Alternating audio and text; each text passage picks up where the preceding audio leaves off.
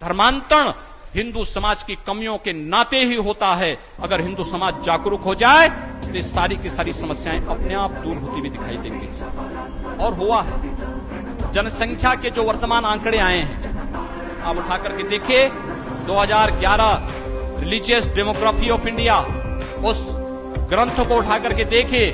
उस ग्रंथ में देश के अंदर कोई एक क्षेत्र है जहां पर मुसलमानों की आबादी घटी है तो वह गोरखपुर क्षेत्र है, कोई दूसरा क्षेत्र नहीं।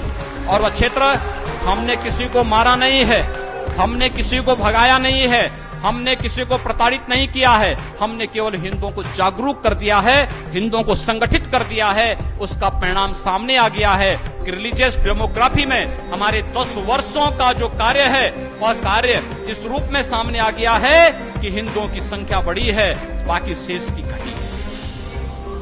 जहां पर जागरूकता नहीं वहां पर आपकी संख्या घटी है। आप अपमानित भी हुए हैं, कहीं धर्मांतरण के नाम पर, कहीं किसी के नाम पर। आपने देखा होगा यहां पर मुरादाबाद में हुआ था, रामपुर में भी हुआ था। वाल्मीकि बस्ती इसलिए उजाड़ने का प्रयास होता है कि वे लोग मुसलमान बन जाए। हम लोग उस पर बयान दिए थे, मैं लखनऊ पहुंचा था, हमारे कार्यकर्ता वहां गए थे, आंदोलन हुआ बाद में। क्या किसी की हिम्मत है कि पूर्वी उत्तर प्रदेश में इस प्रकार का कोई दुस्साहस कर दे?